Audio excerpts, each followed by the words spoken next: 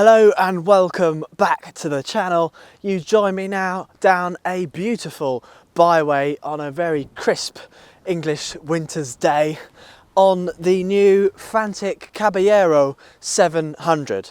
So let's get into what this bike feels like to ride.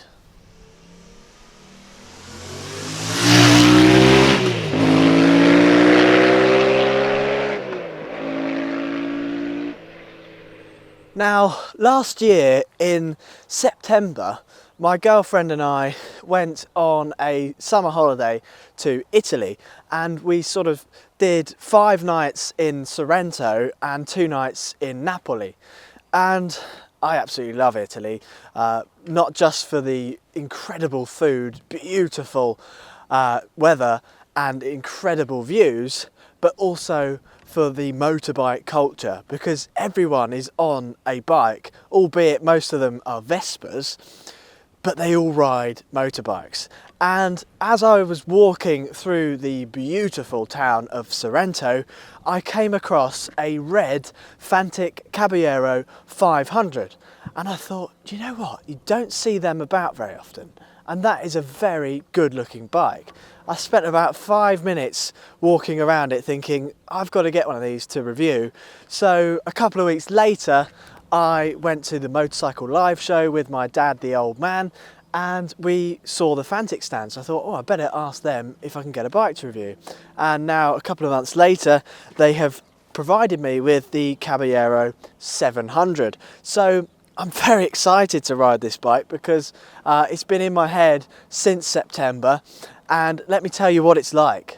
First off, I want to talk about the engine, because this is a very interesting collaboration and something you probably wouldn't expect from an Italian manufacturer, but this engine is made by Yamaha. So this is the Yamaha CP2 parallel twin, and this is a fabulous engine.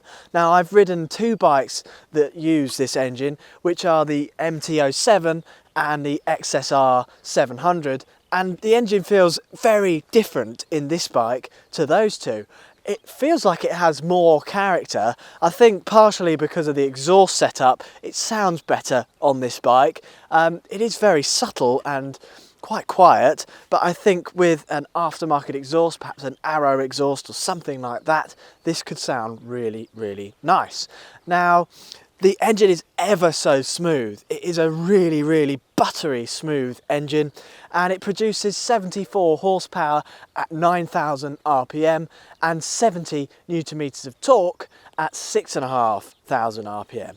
So it's a very smooth engine throughout the rev range, and even around town at 2,000 RPM.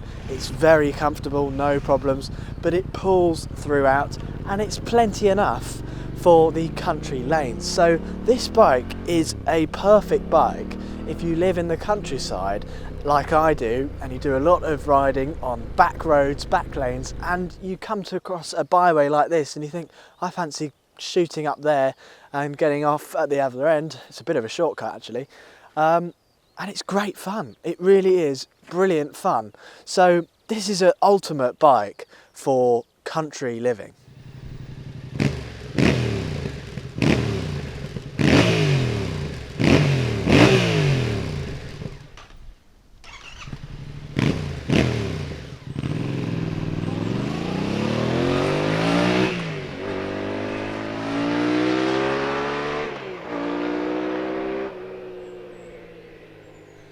Before I carry on with the video, I just want to say, please do follow us on Instagram. We are trying to grow our Instagram page, and there's lots of sort of behind the scenes things on our stories, and you'll see what bikes are coming up weeks before they come onto YouTube. So there's loads of great stuff on there. We'd really like it if you head over. So it's the same as our YouTube channel, Mr. Darcy and the Old Man. The link is in the description. So if you want to give us a follow on there, please do. Now, as I mentioned at the beginning, I've taken this bike down a byway, and you join me in the middle of it. Now, that way is a bit dry, and behind the camera it's rather wet. So there's 2 really big stagnant water puddles there, and as you get further around it's quite muddy, and this bike coped with it perfectly well. So this is a really good bike for light off-roading. So this would be a brilliant everyday rider. You could ride it Monday to Friday going to work, and it's really good at commuting. It's very easy to ride on the road, but you can also have fun off-road. Now the bike has two modes, which are street and off-road. So when you get off-road, you put it in off-road mode and it just dulls it down a bit, so it's not giving you too much power. And there's also a custom mode which you can configure yourself. Now the Pirelli Scorpion Rally STR tyres which are on this bike, you've got a 19 on the front and a 17-inch on the rear, and these are really good all-round tyres. Now they're not going to be the best off-road tyres you've ever seen, and if they were, they'd be horrendous on the road. So these are really geared up for people who are doing mostly road riding and a little bit of green laning, and they do that very well. But if you were doing more green laning on this, then you might want to change them for something a little bit more serious. The suspension is really nicely set up. It's got a 45mm what is it called? Marzocchi. I have to read that because I can't remember it every time. Now these are upside down forks. Unfortunately they're in anodized gold. I think they would look much better in black. Every bike they do anodized gold forks, and I don't think it looks right. It just doesn't suit it. They only look good on like super bikes in my opinion, but anything else, black looks much better. So I'd have them powder coated black probably if it was my bike. But you've got 150mm of suspension travel on the front and the rear, so that's pretty good. And you've got adjustable preload on the rear monoshock. So the suspension's nicely set up for good handling on the road, but it soaks up the bumps perfectly well when you get to the off-road stuff. Now looks of a motorcycle are always subjective, but I think this bike is a very good looking machine. It's certainly an eye catcher. People always look at it when they go past. It also stays true to the Fantic history. Now Fantic is something I've wanted to ride for years because not only did I see one of these in Italy last year, but when I was 16 and I went and got my first motorcycle, which was a Spanish bike. It was a Rehu MRT Pro 50cc, which was a little enduro 50cc two-stroke, and I loved that bike. It was really good fun. But also in the same dealership they had the Fantic enduro bikes, the sort of 125 ones, which were the road going things, not the sort of race ones, and they looked fabulous. They were really good looking bikes, and that was what I wanted as a 125. But I never ended up getting a 125 because I got a car, and it just made sense at the time to keep a car and wait until I did my A2 rather than spending another few £1000s on another bike and losing money on it. So I didn't have a 125. I waited till I was 19 and bought a Harley. But back to the looks of this, it is a really good looking bike. Now the mudguard is plastic, but that's fine. It feels good quality. It's very sturdy. It's not a flimsy thing, but that saves on weight. But the only issue with it is that it's not big enough. So it means that there's a lot of mud on the exhaust and on the radiator there. So it could do with being a little bit further coverage. Again, the rear is good looking. It's plastic again, but it feels pretty sturdy. And I like the sort of mix up with the blue and the white. That looks really nice. This sort of 700 decal on the side looks really nice. The rear of the exhaust is good looking. They've kind of camouflaged it well underneath the engine, but the engine is a stressed member of the chassis as well.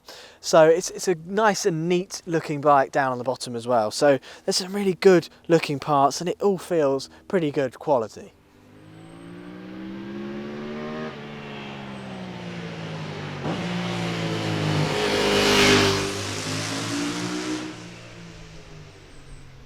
The dials on this Fantic are really nice. It's a TFT screen, but it's circular, so it's nice and round, and it's actually probably my favourite digital display of any motorbike I've ridden so far. It's really nice, and it gives you that sort of classic design but with the modern technology. So that's a really good looking thing, and it's easy to read even when the sun's beaming down on it. It goes from black, and if it's quite bright, it turns to white so you can see it better.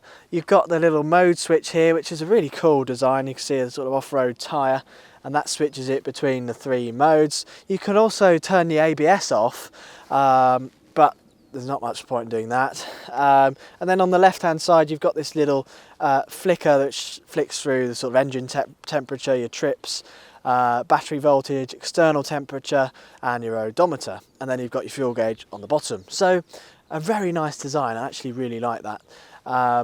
The clutch has a nice feel to it. The throttle at first feels a little bit stiff, but once you're used to the bike it's not an issue whatsoever.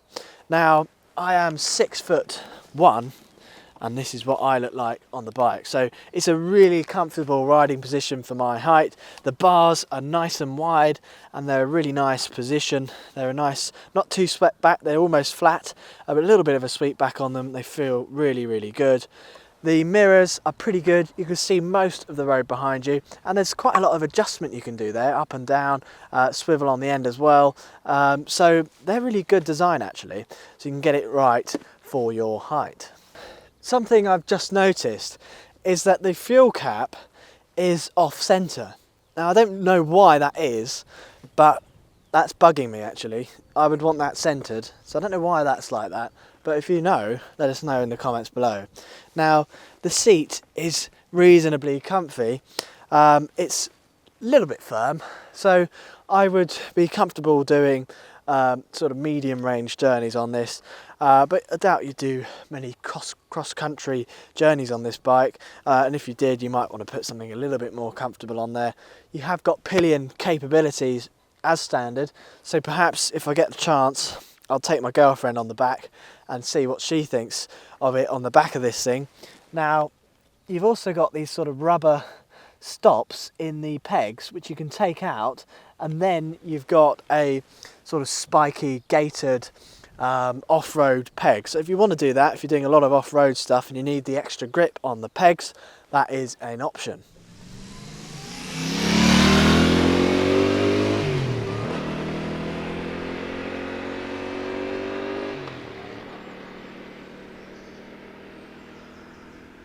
On the road, the handling is really good. As I said, it's really nice and planted. So at motorway speeds, it feels really stable, but it's also great fun in the twisty stuff. So it's a good all-round motorcycle.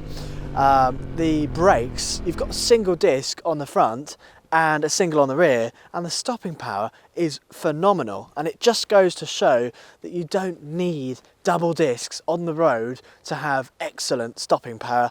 This is proof. The proof of the pudding is in the eating, and this certainly proves that. So excellent brakes, couldn't fault them, and they are Brembo brakes, so what would you expect? So overall, I've really enjoyed this bike, and I've got it for a little while longer, so I'm definitely going to take it out again and get some more riding on it, because I've really enjoyed it so far. It's great fun. It really is fun, because it gives you that all-round rideability and the ability to go off-road as well. So I've had a real hoot on this bike, and if you've ridden this thing, let me know in the comments below what you thought of it, or if you haven't, from watching the video, what's your first impressions? Is it something you would consider? Because I think for the money, which is about £9,500 in the UK, it's a little bit more I think, it's a good bike for the money, and it gives you plenty of bike. It's more than enough power for the real world in the countryside, and it's so usable. So I've really enjoyed it. Leave a like on the video if you've enjoyed the video. Subscribe for loads coming up. We've got some really interesting bikes coming up this year. And if you look back on our videos tab, there are hundreds of videos that we've done in the past. So if you're new to the channel, please do check us out and leave us a subscribe. And we'll see you in the next video.